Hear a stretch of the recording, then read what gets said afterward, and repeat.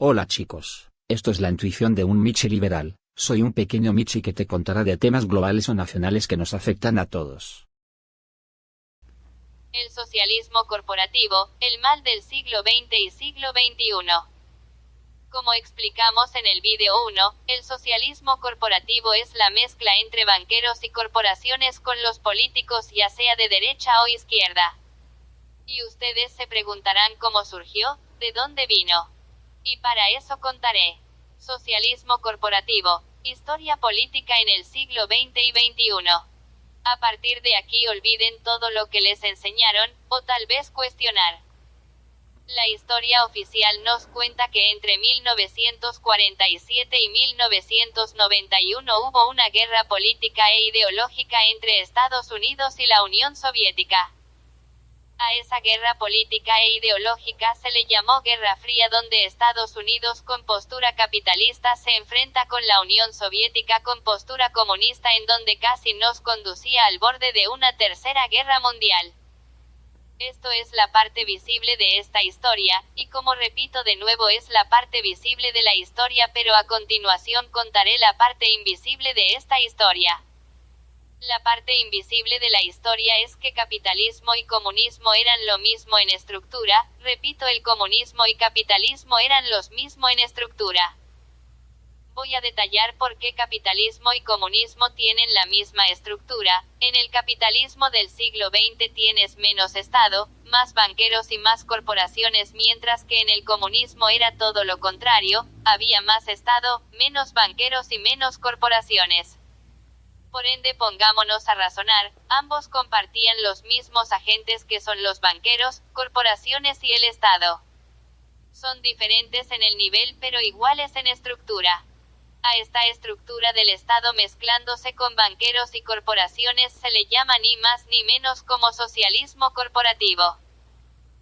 Sigamos razonando, viendo que capitalismo y comunismo en el siglo XX tenían los mismos agentes, que son el Estado mezclándose con corporaciones. Por ello se podría decir que cuando se aplica el capitalismo en lo ideal se convierte en la práctica o en la realidad en un socialismo corporativo moderado, y cuando se aplica comunismo en lo ideal se convierte en la práctica o en la realidad como un socialismo corporativo radical.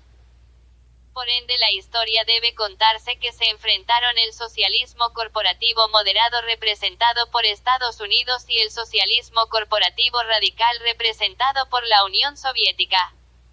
El socialismo corporativo moderado de Estados Unidos le ganó al socialismo corporativo radical de la Unión Soviética, ya que es insostenible que la estructura de más Estado y pocas corporaciones y banqueros llegue a perdurar.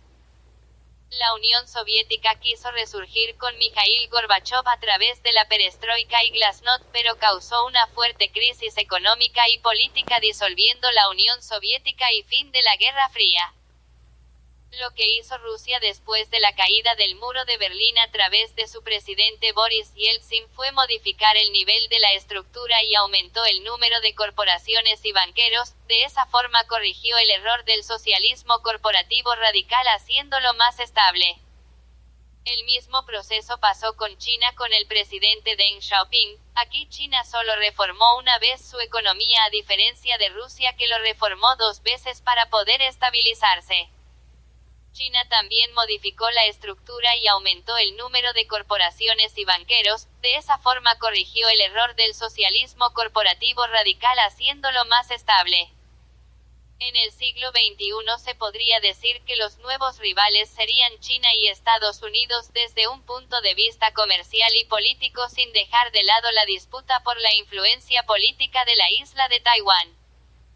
Analizaremos la estructura política y económica de China y Estados Unidos en el siglo XX para poder entender la estructura del siglo XXI. En el siglo XX, Estados Unidos tenía menos Estado y más corporaciones y banqueros, mientras en la etapa comunista chino tenían más Estado y menos corporaciones. Son estructuralmente iguales pero diferentes en niveles. Al final, la Unión Soviética, el Estado comunista chino y el capitalismo estadounidense son estructuralmente iguales pero diferentes en niveles. Poco después de las reformas más abiertas en el sentido económico de Deng Xiaoping para arreglar el fallido comunismo en China, se pudo lograr estabilizar. Es en el siglo XXI donde se ven los resultados de las reformas de Deng Xiaoping, y si vemos con cuidado también se modificó la política y economía de Estados Unidos. Ambos países en este siglo XXI tienen más Estado, más banqueros y más corporaciones. Repito, ambos países tienen más Estado, más banqueros y más corporaciones. Al final ambos son estructuralmente iguales pero casi iguales en niveles. A partir de aquí daré una acotación: tener más bancos, más corporaciones, más pequeñas empresas o pequeños emprendimientos trae desarrollo a un país y hace más fácil la vida y por ende la gente es más feliz. ¿Y cuál es el problema? El problema es que haya más empresas mezclándose con los políticos, eso genera poca competencia o matar la competencia, por ende hay menos opciones de tener buena vida. Por otro lado, si hubiera más empresas pero sin mezclarse con el político, eso genera mucha competencia y por ende habría muchísimas opciones de tener buena vida. A continuación pondré un fragmento de un periodista hablando de estos dos tipos de empresas y corporaciones. Esta no es una conclusión mía, sino que en otras palabras es una conclusión del gran Anthony Sutton, y es que efectivamente lo que se está ignorando, lo que ignoran la mayoría de los historiadores, no todos, es que hay dos tipos de capitalistas. Todos, es que hay dos tipos de capitalistas. Todos, es que hay dos tipos de capitalistas.